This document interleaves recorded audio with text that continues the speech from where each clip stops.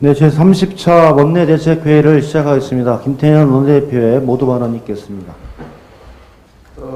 제가 1월 11일 날 코로나로 피해를 보고 있는 자영업자, 소상공인에 대한 손실보상을 제도화해야 된다라고 제안을 드렸는데 그 이후에 논의가 많이 확산되었습니다. 어제는 문재인 대통령께서 청와대 보건복지부 업무보고에서 정부의 방역 조치에 따라 영업이 제한되거나 금지되는 소상공인 자영업자에 대해 재정이 감당할 수 있는 일정 범위에서 손실보상을 제도화할 방안을 중소벤처기업부 등 부처와 당정이 검토해달라 이렇게 말씀을 하셨습니다.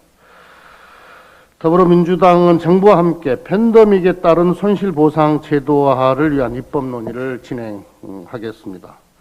손실보상 제도는 헌법 정신을 실현하고 팬데믹으로 피해를 볼 수 있는 소상공인 자영업자에게 실질적 도움이 되는 방향에서 법안이 마련돼야 됩니다.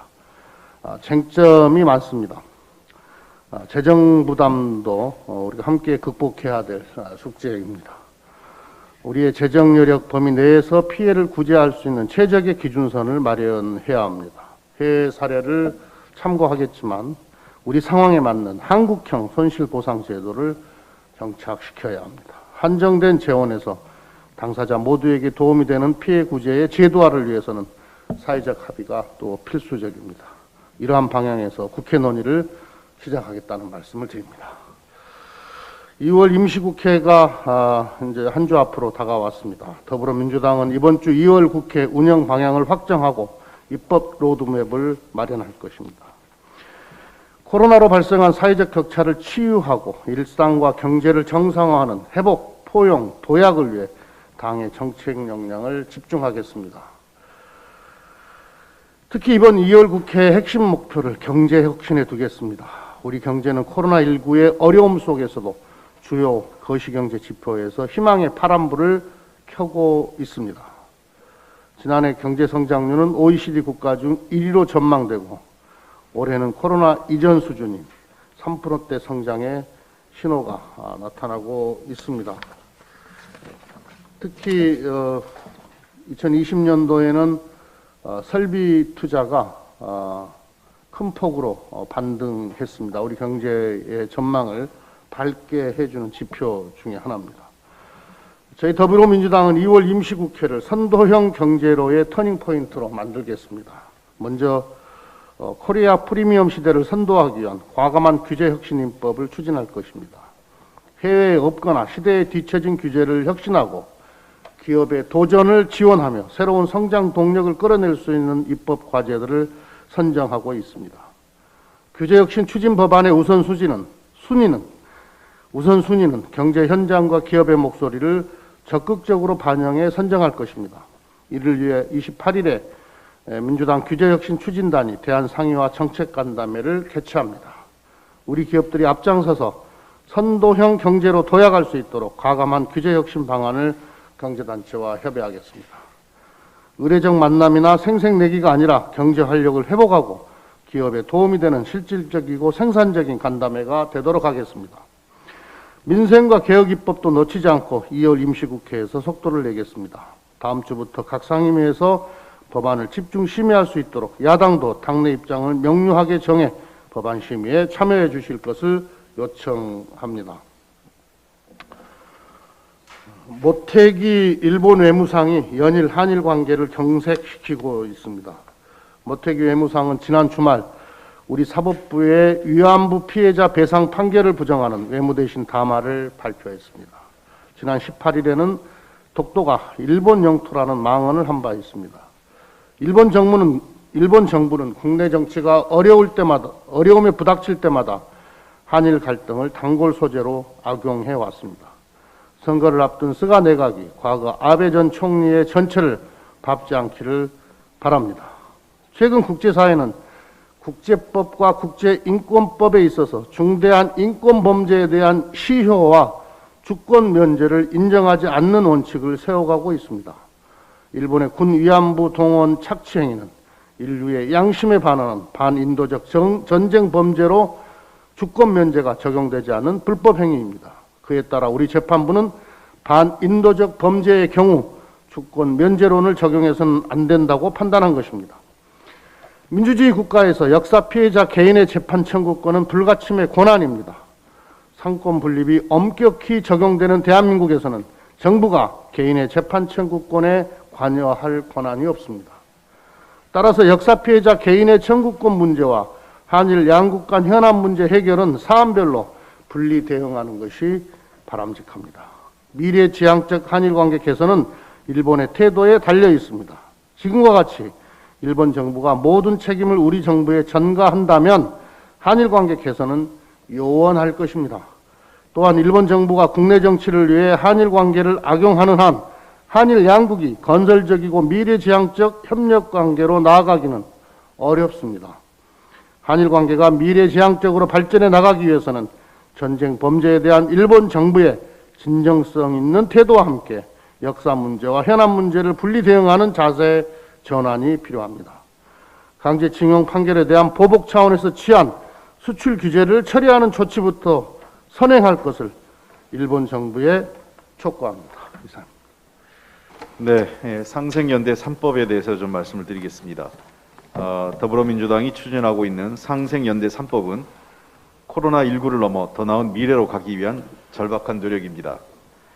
어제 미국 블룸버그 통신이 지난해 우리나라의 1인당 국민 총소득이 사상 처음으로 주요 7개국 수준을 기록할 것이라는 전망을 내놓았습니다.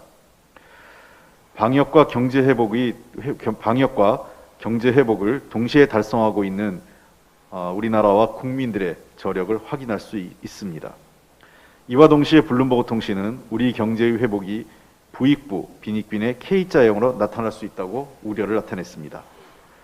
따라서 이 성과가 포스트 코로나 시대를 선도하는 새로운 도약으로 이루어지기 위해서는 불평등이 아닌 함께 성장하는 상생과 연대 구조를 만들어가는 것이 매우 중요합니다. 우리 당이 상생연대 3법을 제안드리고 법안 통과에 힘을 쏟는 이유가 바로 여기에 있습니다. 기업들이 공동의 노력으로 달성한 이익을 공유하면 정부가 인센티브를 제공하는 방식의 협력이익공유제는 이미 20대 국회부터 논의되었고 21대 국회 개원과 함께 우리 당 의원님들께서 발의하신 법안이 있습니다. 협력을 통해 이익을 창출하고 이를 공정하게 나누자는 것입니다. 국내외에 많은 사례가 이미 있습니다. 기업의 자발성에 기초하면서 기존 안을 중심으로 다양한 기업 간 협력 사례를 충분히 검토, 반영해 나가겠습니다. 사회연대기금은 소상공인, 자영업자에 국한되지 않고 코로나19로 인해 삶이 더욱 어려워진 모든 사회적 약자와 취약계층을 위한 연대 차원에서 마련되는 기금입니다. 기금에 출연하는 기업, 개인 등에게 세제 혜택 등의 인센티브를 제공하는 방식으로 진행될 것이며 신규로 제정되는 법안인 만큼 신속하면서도 충분하게 사회적 대화와 논의를 거쳐나갈 것입니다. 영업제한 손실보장 역시 코로나19를 계기로 이와 유사한 팬데믹 상황에서 소상공인과 중소자영업자들의 손실보상을 위한 법적 제도적 근거를 마련하기 위한 방안입니다. 어려움을 호소하고 있는 국민들의 고통을 덜기 위해 중요한 것은 속도입니다. 아무리 좋은 방법이라도 당장의 어려움에 도움이 되지 않는다면 백약이 무효이기 때문에 관련 입법에 최선을 다함과 동시에 빠르고 사각지대 없이 그리고 형평에 맞는 지원이 이루어질 수 있도록 최선을 다하겠습니다. 분명한 원칙과 기준을 가지고 국민들을 두텁게 도울 수 있는 방안을 도출해 나가겠습니다. 산업안전보건청 신설로 보다 안전하고 건강한 일터 만들기에 여야가 한뜻을 모을 때입니다. 어제 최고위원회에서 이낙연 당대표께서 산업안전보건청 신설 의지를 밝히셨습니다. 정확히 어떤 기능을 하는지, 왜 필요한지에 대해서 조금 더 자세하게 설명을 드리고 싶습니다. 중대재해처벌법이 중대재해를 발생한 처벌과 중대재해를 일으킨 기업이나 관련 기관의 처벌에 방점이 찍혀 있다면 산업안전보건청은 사전적 예방과 관리 감독이 핵심 기능이라고 할 수 있겠습니다. 산재를 줄이는 실효성을 높이기 위해선 예방적 지도와 감독을 충분히 하는 것이 필요한데 특히 기계, 설비, 시설, 화학물질들과 같은 유해 위험이 높은 사업장의 경우 관리와 규율에 있어서는 전문적이고 능동적인 업무 수행이 수반되어야 합니다. 이러한 예방적 대응을 전담하는 곳이 산업안전보건청입니다. 산업안전지수가 높은 선진국의 경우 영국에는 안전보건청, 미국의 산업안전보건청처럼 사업장의 안전보건 업무를 독립적으로 전담하는 기구가 운영되고 있습니다. 현재 우리 당의 전 노동부 장관인 김영주 의원이 대표 발의한 정부조직법 일부 개정안이 국회에 제출되어 있습니다. 여야 합의로 이 법안이 통과될 수 있기를 기대합니다. 우리 당과 정부는 산업안전보건청 신설을 위해 우선적으로 시행령을 개정하여 고용노동부 산재예방보상정책국을 산업안전보건본부로 격상하고 확대 개편해 운영해 나갈 것입니다. 산업안전보건청 신설을 통해 예방, 관리감독, 처벌까지 산업안전을 위한 완결성 있는 행정체계 그리고 법적 체계를 갖추도록 최선을 다할 것이며 이와 관련해서 야당의 적극적인 협력을 다시 한번 부탁드립니다. 고병원성 조류 인플루엔자가 지난해 11월 26일 전북 정읍 오리농장에서 발생한 이후 4개월 가까이 지속되고 있습니다. 농림축산식품부에 따르면 지난해 10월 1일부터 어제 오전 9시까지 전국에 살처분된 가금류는 약 2,180만 마리로 닭이 1,766만 마리, 오리 174만 마리, 메추리와 꿩 등이 175만 마리입니다. 강한 한파로 농가 소독이 제대로 이루어지지 않으면서 이달 중순 이후 거센 확산세를 보이고 있으나 최근 날씨가 따뜻해지면서 이번 주가 AI 확산 차단의 분수령이 될 것으로 보입니다. 고병원성 AI 확산 차단을 위해 겨울철새 도래 상황을 예의주시하고 차량 진입 제한, 소독 의무화, 울타리 방역 등의 방역 조치를 더욱 강화해야 할 것입니다. 또한 축산농가의 피해를 최소화하고 설 명절 전에 달걀 및 축산물 가격 안정을 위해 노력할 것입니다. 설 물가 안정을 위한 16대 핵심 성수품 설 연휴 전 집중 공급 계획과 지난 20일 마련한 축산물 수급 안정 대책이 차질 없이 추진될 수 있도록 만전을 기하겠습니다. 감사합니다. 정의당 장혜영 의원에게 위로와 존중 그리고 연대의 마음을 보냅니다. 2018년 시작된 미투가 우리 사회에 경종을 울렸음에도 정치권을 포함한 우리 사회 곳곳에서 여전히 계속되고 있는 성폭력 사건과 N번방 사건 등 SNS에서 벌어진 충격적인 성범죄 사건들을 지켜보면서 우리 사회에서 여성으로 살아가는 것이 때로는 스스로가 또 때로는 내 동료들이 하루아침에 성폭력 피해자가 되는 일들을 마주하게 되는 일임을 다시 한번 깨닫습니다. 장 의원은 고통스러운 상황 속에서 이번 사건을 당당히 밝히고 성폭력 사건에서 피해자다움과 가해자다움은 존재하지 않는다는 지극히 당연하고 자명한 사실을 인정하지 못하는 모든 사람에게 큰 질문을 던졌습니다.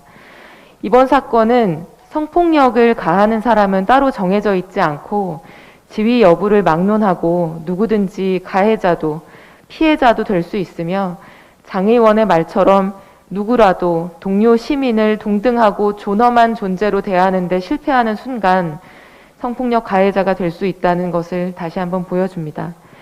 우리 사회의 성폭력은 단순한 개인의 일탈이 아닌 남성 중심적이고 위계적인 사회 문화가 그 원인입니다. 성폭력 사건을 단순한 개인의 일탈로 치부하고 외면하는 순간 우리는 한 뼘 더 나은 사회를 만드는 길에서도 멀어질 수밖에 없습니다. 우리가 극복해야 하는 이러한 사회 문화는 피해자인 여성에게 피해자다움을 강요하는 2차 가해는 물론 기존의 남성 중심 사회의 문화를 바꾸려고 하는 모든 이들을 주저하게 만듭니다.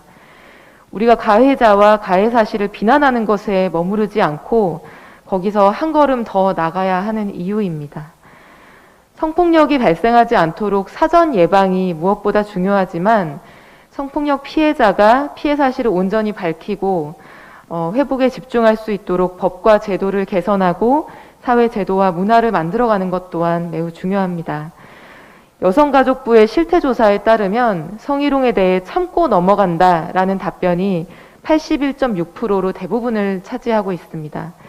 그 이유는 문제를 제기해도 해결될 것 같지 않아서 행위자와 사이가 불편해질까봐 소문, 평판에 대한 두려움 때문에 다시 말하면 성문제에 대한 조직의 인식과 문제 해결 의지, 역량에 대한 신뢰가 낮기 때문에 피해 사실을 밝히고 해결에 나서기가 어렵습니다. 이러한 점을 보더라도 피해자가 피해 상황을 해결하고 조속히 일상으로 회복하는 것을 보호하고 보장하는 사회를 만들기 위해서 우리가 해야 할 일이 많습니다. 우리 모두가 이번 사건을 변화의 계기로 삼아야 할 것입니다. 이번 사건을 비롯해서 우리가 아프고 괴롭게 고백할 수밖에 없는 정치권 내 성폭력 사건들에 대해서 우리 모두의 자성과 성찰이 필요합니다. 우리 중 누구도 이 문제를 성찰하는 책임에서 자유로울 수 없습니다. 그리고 우리는 스스로를 돌아보고 잘못을 바로잡는 끊임없는 반성적 노력을 통해 지금보다 더 나은 사회를 만들어야 합니다. 장혜영 의원 그리고 우리 사회의 많은 피해자들이 안전하고 온전하게 일상으로 돌아올 수 있기를 바랍니다. 감사합니다.